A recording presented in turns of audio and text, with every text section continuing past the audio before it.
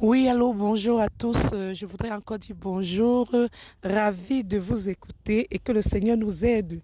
Que le Dieu d'Abraham, le Dieu d'Isaac, le Dieu de Jacob nous aide en ce jour du 12 juin, afin que nous puissions recevoir sa grâce, afin que nous puissions marcher selon la volonté de notre Dieu créateur et que nous puissions demander pardon chaque fois que nous faisons ce qui n'est pas bon. Alors, il y en a qui sont couchés dans les hôpitaux. Si tu as la chance d'être en santé, déjà, il faut dire merci. Il y en a qui ont besoin juste que Dieu pense à eux et impose leurs mains sur eux et que ces personnes soient guéries. Je prie pour quelqu'un aujourd'hui qui a des douleurs. Que le Seigneur Jésus-Christ prenne possession de ton corps, que le Saint-Esprit de Dieu te guérisse de tous tes maux au nom puissant de Jésus-Christ. Papa Yahweh, nous avons besoin de toi. À qui irons-nous, Papa Yahweh, si ce n'est pas à toi? Je viens ici là parce que le Seigneur m'a dit, quand j'étais en train de parler à mon Dieu, j'étais en train de me parler, Seigneur, qu'est-ce qu'il faut faire? Le Seigneur m'a dit, quelle est la date? Nous sommes quelle date? J'ai dit le 12 juin 2024. Il m'a dit, je t'ai demandé de faire quoi? De lire les psaumes. Mais je lui ai dit, qu'est-ce que je dois faire? Le Seigneur me dit, tu vas lire le psaume 12, tu vas lire le psaume 6, et tu vas lire le psaume 24, et tu vas encore lire le psaume 20 pour la journée d'aujourd'hui. J'ai dit, béni soit l'Éternel, mon Dieu. Et j'ai dit, ok, je vais m'asseoir pour pouvoir parler encore ce que l'Esprit Saint voudrait que je parle en ce 12 juin de 2024. Oui, je vous ai dit que ce mois de juin est vraiment un mois super que le Seigneur voudrait vraiment amener son peuple vers lui.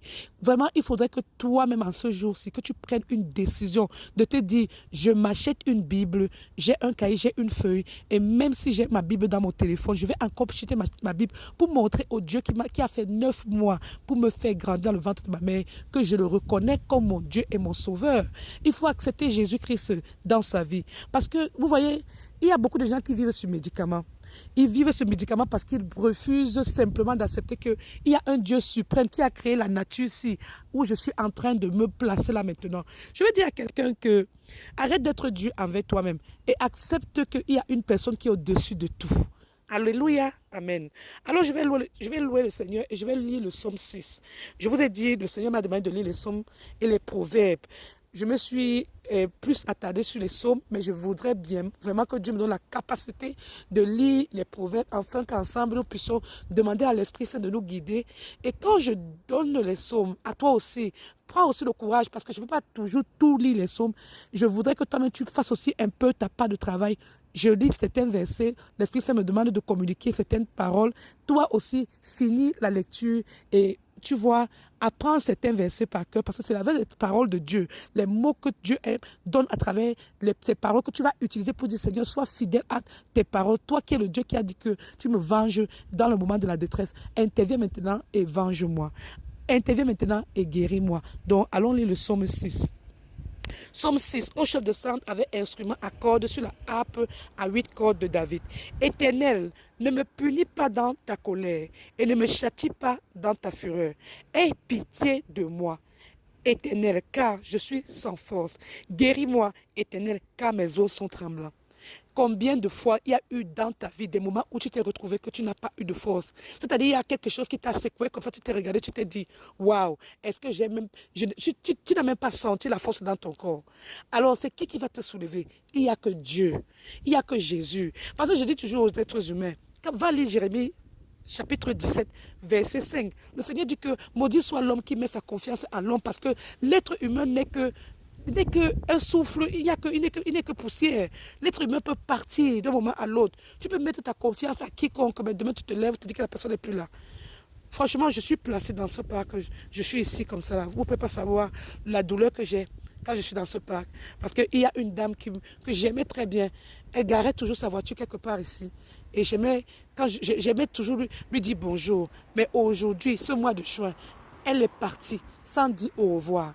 Je veux dire à quelqu'un aujourd'hui que place-toi là, tu te dis, je vais demander pardon à Dieu. Mets-toi en genoux, tu pries. Demande pardon à Dieu, reconnais-le comme ton Dieu et ton Sauveur, parce qu'on ne connaît ni le moment ni le jour. Et que vraiment, le Seigneur nous donne encore longue vie. Dis, Seigneur, donne-nous longue vie pour que nous puissions encore faire beaucoup de choses sur cette terre. Oui, il faut demander. Alors je vais prier. Éternel, ne me punis pas dans ta colère, ne me châtie pas dans ta fureur. Aie pitié de moi car je suis sans force. Guéris-moi, Éternel, car mes os sont tremblants. Mon âme est toute troublée. Et toi, Éternel, jusqu'à quand?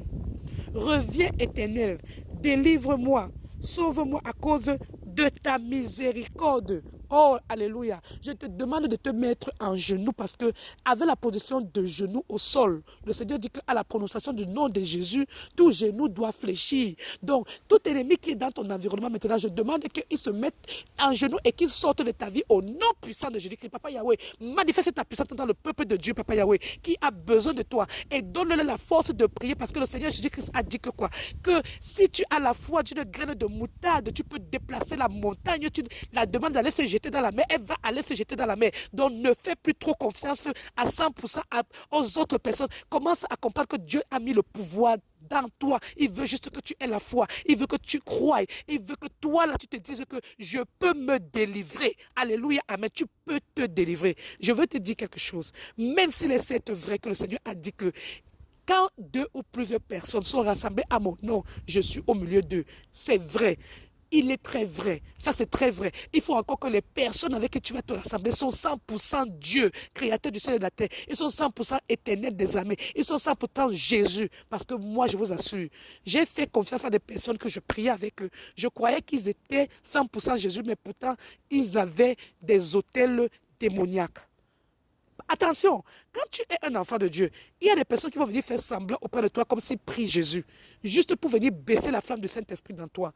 Donc ce n'est pas tout le monde, c'est pour ça qu'il faut avoir l'esprit de discernement. Et c'est pour cela qu'il faut avoir dans toi l'autorité que tu sais que je peux chasser les démons qui sont dans mon entourage au nom de Jésus-Christ. Je veux que mon but ici là, dans ce groupe de prière de l'Assemblée sociale que je suis en train de faire, je n'étais pas quelqu'un de réseaux sociaux. Je veux dire à quelqu'un de développer ta propre conscience par toi, en Dieu, de savoir que le Seigneur Dieu a dit qu'il nous a donné, il dit que je vous ai donné le pouvoir de marcher sur les serpents et sur les scorpions et sur toutes les puissances de l'ennemi et rien ne pourra vous nuire. Je veux te dire quelque chose, c'est toi qui marches avec tes pieds. Ce n'est pas quelqu'un qui prend tes pieds pour marcher avec. Donc toi, mais tu prends tes pieds, tu dis que tu te mets là, tu dis que tout serpent qui est dans ma vie, je te détruis, je te casse, je te détruis, je t'annule, je te détruis avec le feu dévorant de Dieu. Tu ne peux plus revenir sur moi. J'ai la force de Dieu à moi. Tu ne peux pas m'atteindre parce qu'à moi, il y a Jésus. Celui qui vit dans moi, c'est Jésus. Jésus-Christ qui est dans moi est plus grand que tout ce qui est dans le monde entier. Au nom de Jésus-Christ, au nom de Jésus-Christ, au nom puissant de Jésus-Christ. Alléluia,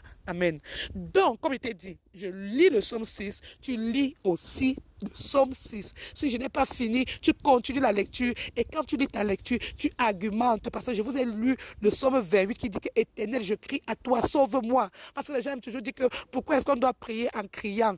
Le Seigneur a dit que dans Éphésiens 6, faites toutes sortes de prières et de supplications. Si toi là, tu pries dans ton cœur, si ça a vu que les prières que tu as fait dans ton cœur a marché, c'est une bonne chose. Si moi, je prie comme je suis en train de prier là, moi, je sais que ça a marché. Parce que depuis que les ennemis là se sont passés de moi, je commande que sortez de ma vie au nom de Jésus-Christ. Ils sortent. Il y a même les nuits que je me retrouve en train de rêver. Je dis, je vous envoie le feu.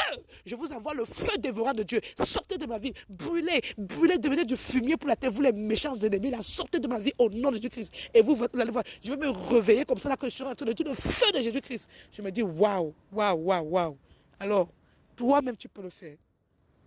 Ne pense pas que tu vas te réveiller à 4 heures le matin, tu vas appeler ton pasteur. À 3 heures le matin, tu vas appeler ta prophétesse. Tu dois prier. La prophétesse doit être là pour te donner le courage, l'enseignement. Pour te dire que voilà comment tu peux partir dans tel chapitre de la Bible, dans tel verset de la Bible. Tu prends ça, tu prends ça. Tu pries. Voilà, alléluia. Et maintenant, quand tu as prié, ça a marché. Le jour que tu veux vraiment prier, tu dis aussi que, ok, est-ce qu'on peut se rassembler parce que vraiment, il y a des jours que tu n'as pas envie de prier facilement. C'est pas facile. Il y a des jours qu'il faut que quelqu'un te booste, quelqu'un te motive. Oui, en ce moment, tu vas te motiver dans la prière. Moi, je vais dire à quelqu'un, Dieu est partout. Que quelqu'un ne veut pas te faire comprendre que c'est quand tu es dans son église seulement que tu peux avoir ta bénédiction. Éloigne ces pensées de toi. Alors, je continue. On dit... Reviens, Éternel, c'est le psaume 6. Reviens, Éternel, délivre mon âme. Sauve-moi à cause de ta miséricorde, car celui qui meurt n'a plus ton souvenir. Qui te l'aura dans le séjour des morts?